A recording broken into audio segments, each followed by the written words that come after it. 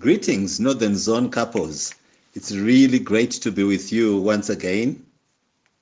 My name is Felicia. And I'm Percy. And today we want to talk about to choose and to cling. Feli, please go ahead. We're going to look at to choose first.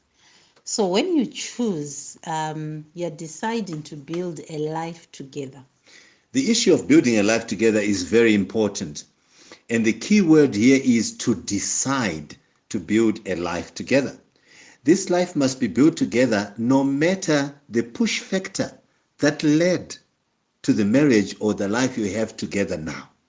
This is very, very important to underline, because sometimes we can give the excuse of saying the reason why I got married was not the right reason, the causes were not the right causes, the push factor that made me agree to get married or end up in the marriage were not correct. And yet, even at that point, there is a choice to make, and you decided to go ahead.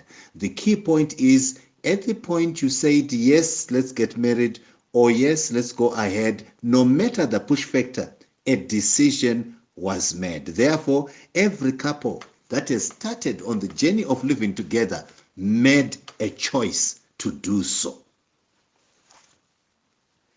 Also, we need to understand that no matter the extenuating circumstances, I'm just emphasizing here, that led to the marriage, sometimes it could be an issue such as age. Perhaps you were feeling that, age is going on further and I must marry, and you ended up marrying.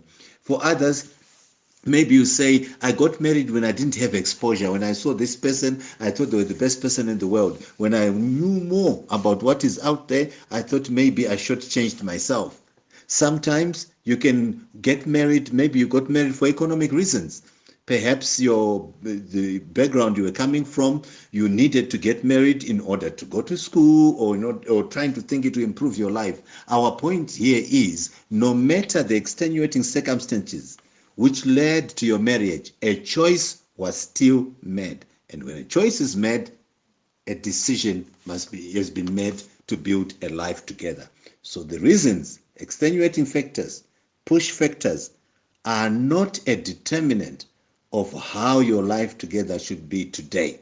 Neither are they an excuse for saying, I will no longer build the marriage. Still, a decision was made to build a life together. Also, from the time that you got married, things have changed. So no matter evolving viewpoints and priorities, you still decide to choose to remain together. So your viewpoints can change, and they do change. So the way that you were looking at life when you got married and how you look at it now, maybe 5 years, 10 years, 20 years later, some things they have changed. And actually they must have changed, because as you grow up and as you get older, you do change the way that you see things, and the way you prioritize things also change.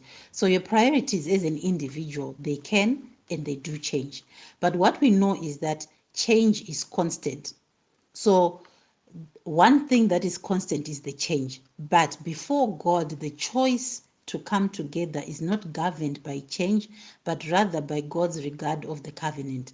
So the covenant that you entered into, God has got a high regard for that. So all things may change around you, but because you chose to have a covenant relationship with your spouse, that should not change. In fact, just to highlight again on this issue, to put some additional aspects, is to say, to God, covenant is permanent. That's how he regards covenant. So because you chose to build a life together, to him, there is no situation or circumstances that should change that. And it's very important for us to understand, even if priorities have changed. So for us as believers, for example, you cannot just have to say that we have irreconcilable differences, because that is not an excuse in the presence of God. To choose is to determine to keep the covenant. So you decide to keep your marriage. This is very important, because to keep is a choice. You make a choice. Keeping is not something that happens on its own. Keeping is not something that you just wake up and say, oh, I'm surprised this has been kept. Keeping is a choice. If you want to keep something, you choose. If it is a car you want to keep, you put an alarm in it, you make sure it is serviced, you take the car, you look after it well, you drive it well, you make a choice to keep it, otherwise you lose it.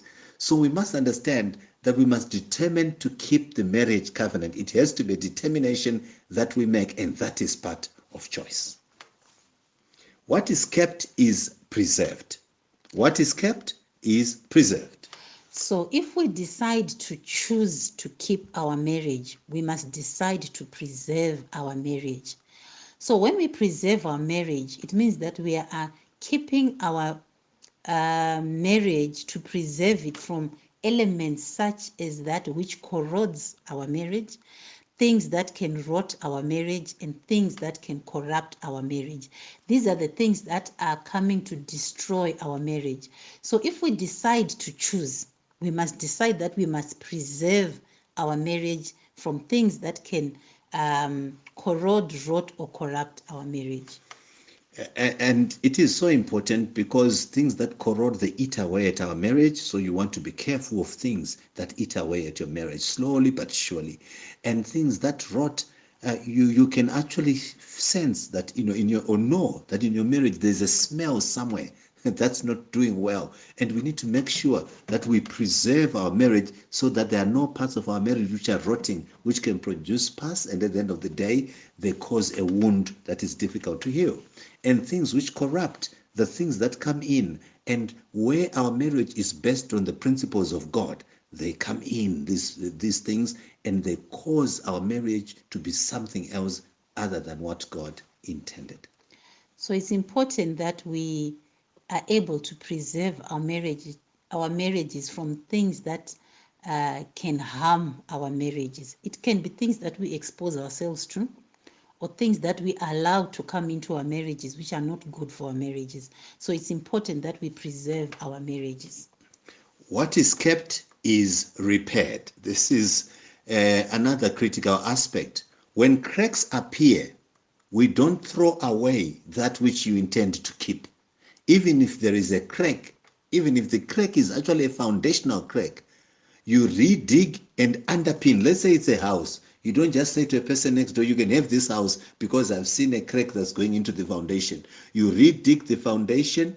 You use underpinning, putting steel, making it stronger again to ensure that the house is standing. And that's what we must do with our marriage. When you intend or are determined to keep the covenant, what is kept is repaired. Even when cracks appear, even if they appear deep in you or at the core of who you are, you still want to repair it because there is a choice, a determination to keep the covenant. So what is kept is repaired.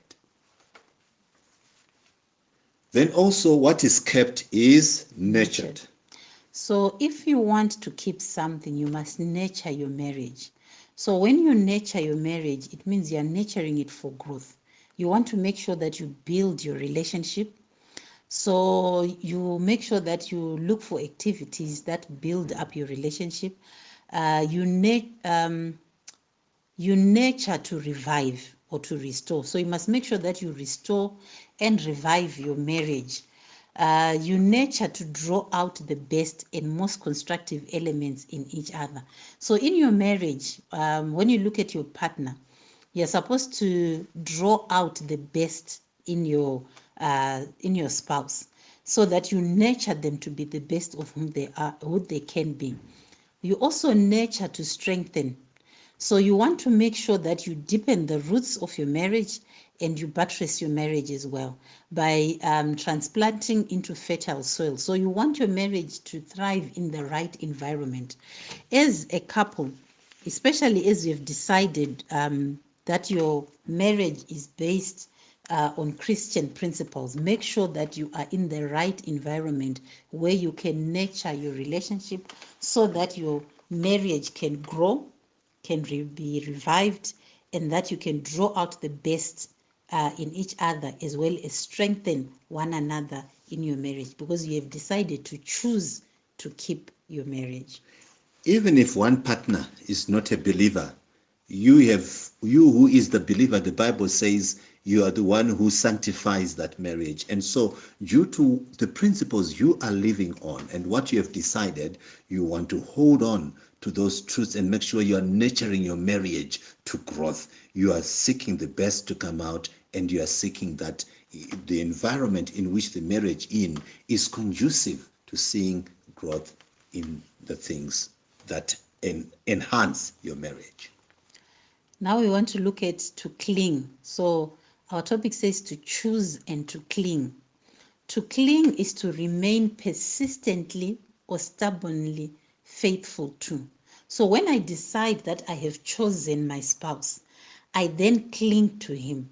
So I will remain persistently and stubbornly faithful to, which means whatever may want to remove me from my partner, I will have stubborn faith to say, I'm going to stick by this person.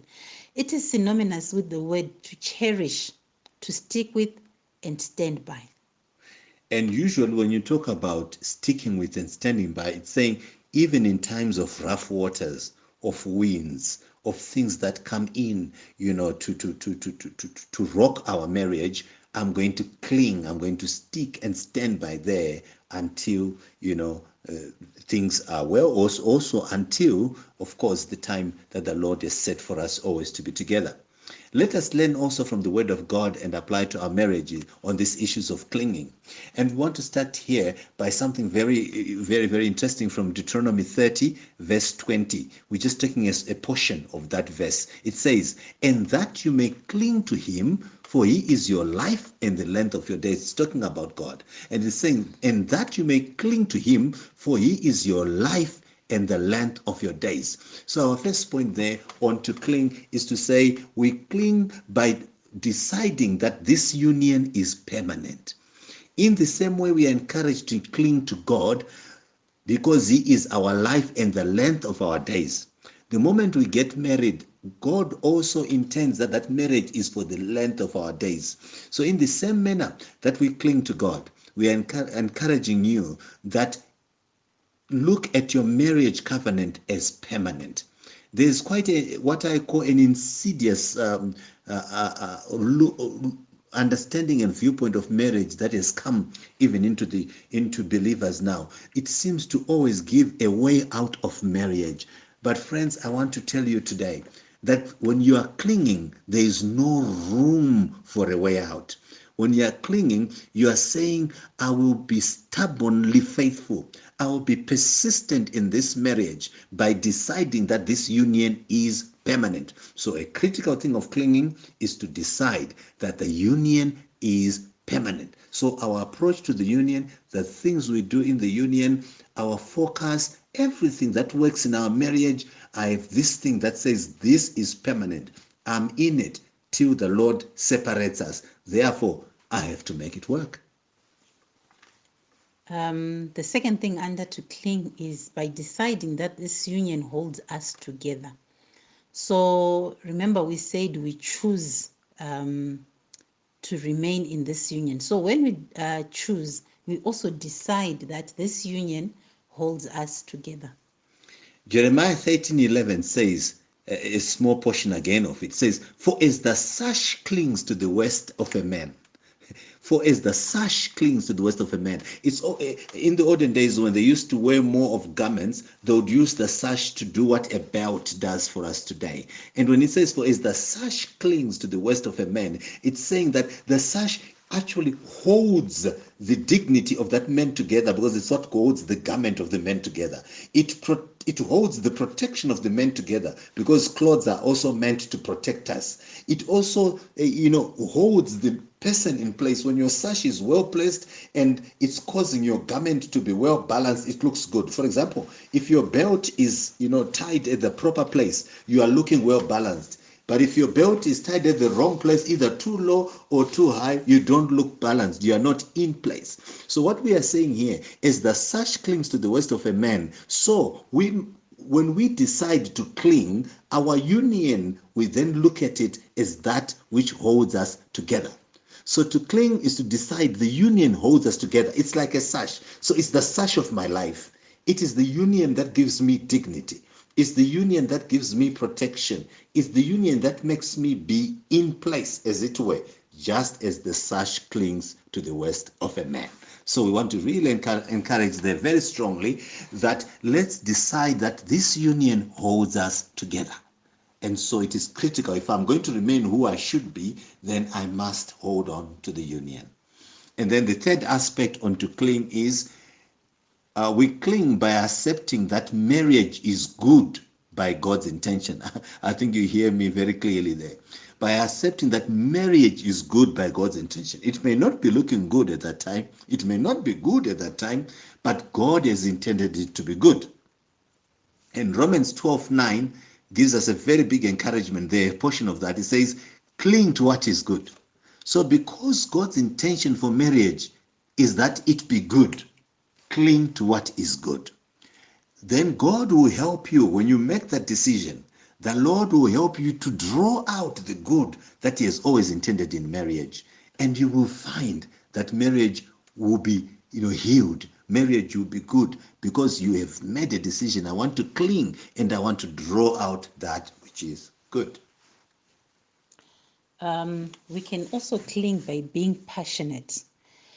In everything that we do in our marriage, we must employ every sense, emotion, will, effort, and graces, so that in our union, the way that we are going to remain clinging together is being able to walk together in this manner.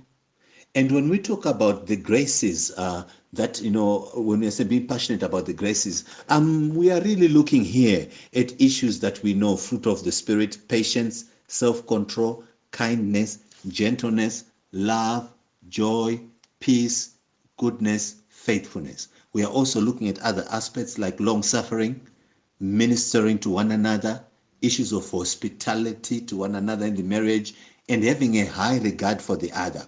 If we take these issues which I've termed here as graces and we passionately apply them to our marriage, you will find that the marriage becomes different. And when we passionately apply them to the marriage, it helps that they will be clinging in the marriage because they bring about a sweet fragrance that makes the marriage so beautiful. Imagine if there's patience in a marriage, if there's self-control, or if there's kindness, if there's gentleness, if there's love, joy, peace, goodness, faithfulness, long-suffering, ministering to one another, hospitality to each other, and if there is a high regard for the other, that indeed, if we do it passionately, we will cling to one another. We also cling by being united. If we are going, we said earlier on, we do change and we do evolve over time. But as we evolve, we must still mind that we still have common ground. We must be like-minded, having the same love, being of one accord, being of one mind. So as a couple, we must make sure that we have common hobbies, ministering together, praying together, so that we don't drift apart in our marriage.